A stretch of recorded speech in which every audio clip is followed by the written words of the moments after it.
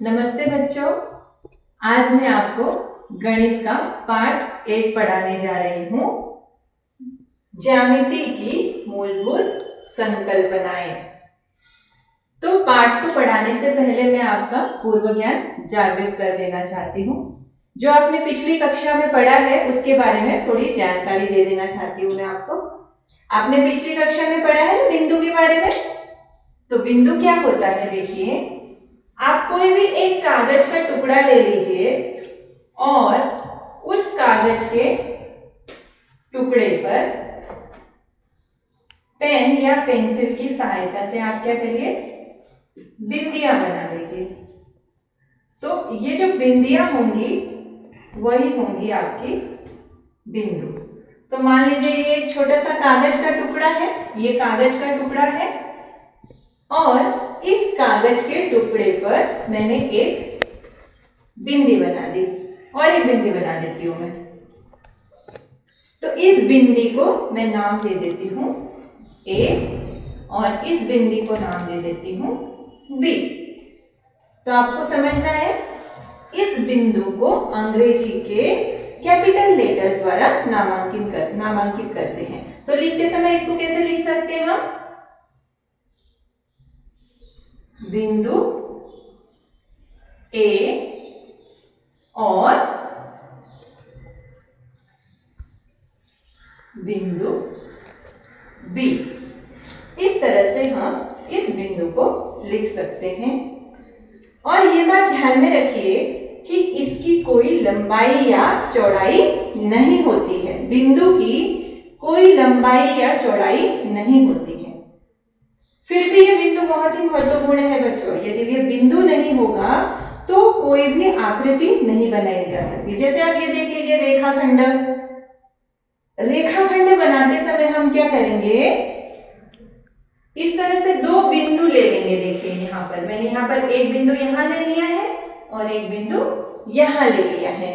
इस तरह से मैंने ये दो बिंदु ले लिए हैं और इन दोनों बिंदुओं को मैं क्या करती हूँ, ये मापन पट्टी है, इस मापन पट्टी की सहायता से मैं इन दोनों बिंदुओं को मिला रही हूं। तो ये बन गया हमारा रेखाखंड।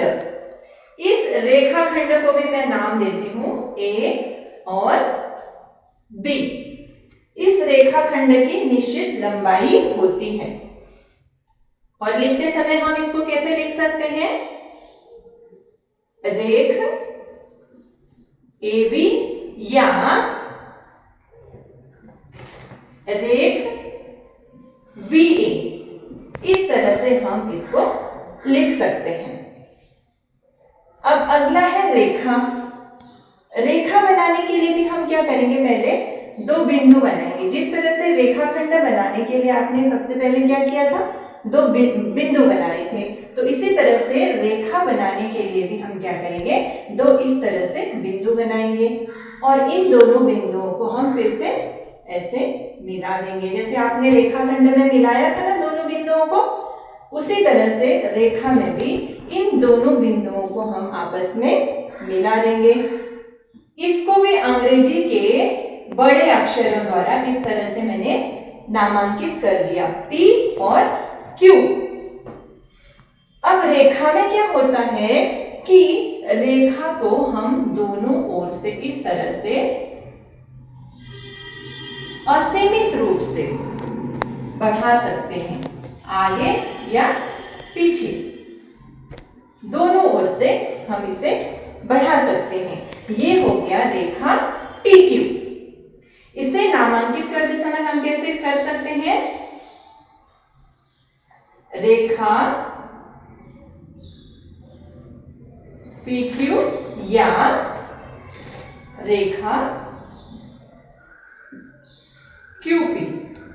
इस तरह से हम इसे नामांकित कर सकते हैं।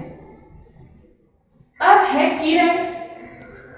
किरण के लिए भी पहले क्या करना पड़ेगा हमको, दो इस तरह से बिंदु बनाने पड़ेंगे हमको। इन दोनों बिंदुओं को मैं फिर से ऐसे मिला दूंगी।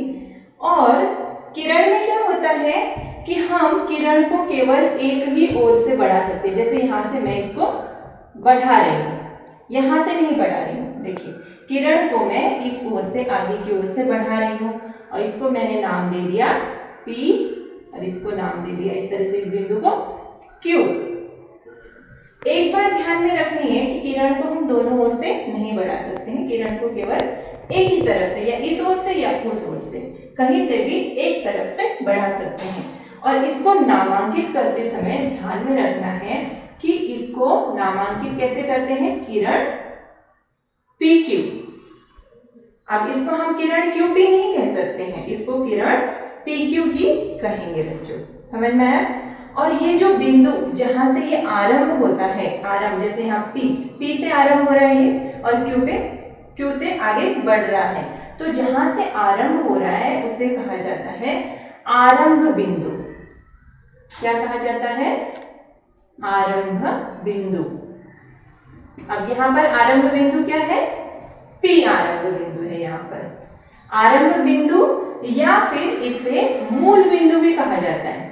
आरंभ बिंदु या मूल बिंदु, इसे हम इन दोनों नाम से बोल सकते हैं। इन दो इस तरह से हम इसे बता सकते हैं, समझ में आया। तो आगे है अपना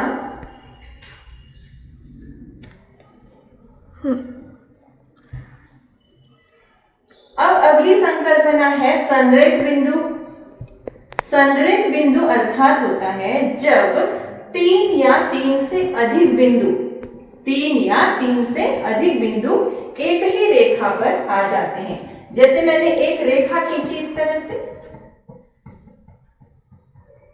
ये एक रेखा खींच ली है मैंने यहां पर, इस रेखा को मैंने नाम दे दिया L, ठीक है। और यहां पर मैंने दिया A और B, C और D। रेखा L पर बिंदु A, B, C, D, इस तरह से ये चारों बिंदु रेखा L पर ही हैं। तो यदि तीन या तीन से अधिक बिंदु एक ही रेखा में समाविष्ट हो जाते हैं तो उसे कहा जाता है संरेख। उन बिंदुओं को कहा जाता है संरेख बिंदु। यानी कि ये जो बिंदु हैं A, B, C, D, इन्हें कहा जाएगा संरेख बिंदु, क्योंकि ये चारों बिंदु रेखा L में ही समाविष्ट हैं। इसके विपरीत असंरेख बिंदु क्या होता है, देखिए असंरेख बिंदु में मान लीजिए यहां पर मैंने इस तरह से दो बिंदु बनाए और इन दोनों बिंदुओं को मिलाकर मैंने एक रेखा इस तरह से खींची। इस रेखा को मैंने नाम दे दिया A, यहां पर बिंदु C और यहां पर बिंदु D। तो क्या ये सभी बिंदु संरेख बिंदु है? नहीं। क्यों नहीं है? क्योंकि ये चारों बिंदु A, बिंदु B, बिंदु C, बिंदु D एक रेखा में समाविष्ट नहीं है, इसलिए इन बिंदुओं को कहा जाएगा असंरेख बिंदु। संरेख बिंदु और असंरेख बिंदु दोनों विपरीत संकल्पनाएं हैं। एकदम समझ में आया आप लोगों को? Very good. अब आगे है, अब देखिए यहां पर मैं एक बिंदु बना रही हूं। देखिए यहां पर मैं क्या कर रही हूं, एक बिंदु बना रही हूं।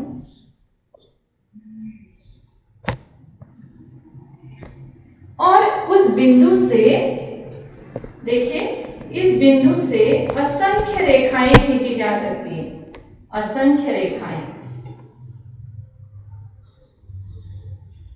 इस तरह से हम क्या करेंगे, एक बिंदु से ये रेखाएं खींची, असंख्य रेखाएं खींची जा सकती है। देखिए इसके अलावा और भी रेखाएं हम खींच सकते हैं। तो ये सभी रेखाएं जहां पर इस बिंदु पर मिल रही हैं, देखिए यहां पर बीच में क्या कहेंगे उसे, संगमन बिंदु, उसे कहेंगे हम संगमन बिंदु। और इन रेखाओं को कहेंगे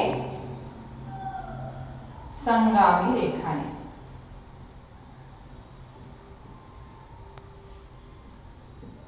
देखो जहां पर ये सभी रेखाएं आपस में मिलती हैं उन्हें कहेंगे संगमन बिंदु, और ये जो रेखाएं हैं उन्हें कहेंगे संगामी रेखाएं। उसके विपरीत यदि हम चाहेंगे कि दो अलग अलग बिंदु हैं, देखिए दो बिंदु है, यहाँ पर इस तरह से यहाँ दो बिंदु खींच लिए मैंने, फिर यहाँ पर इस तरह से खींच लिए, फिर इस तरह से खींच लिए। यदि मैं चाहूंगी इन दोनों बिंदु, कोई भी दो बिंदु अगर मैं मिलाना चाहूंगी, मान लीजिए ये दो बिंदु मिला रही मैं इस तरह से,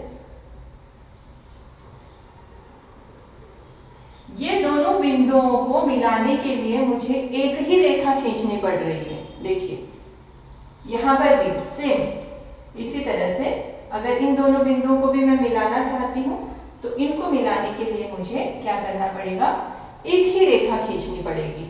उसी तरह से यहां पर भी देखिए,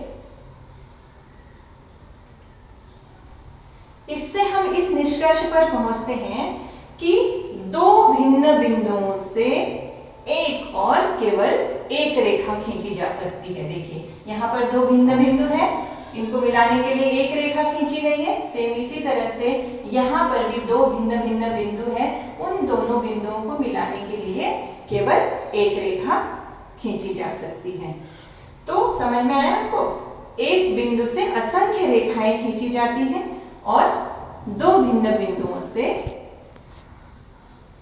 केवल एक रेखा खींची जा सकती है। उम्मीद करती हूँ कि आपको यह समझ में आया होगा। पूर्व ज्ञान जो मैंने आपका जागृत किया है उसकी जानकारी आपको मिली होगी। अब इस पर आधारित जो है वो हम अगला प्रश्न संग्रह हल करेंगे। धन्यवाद।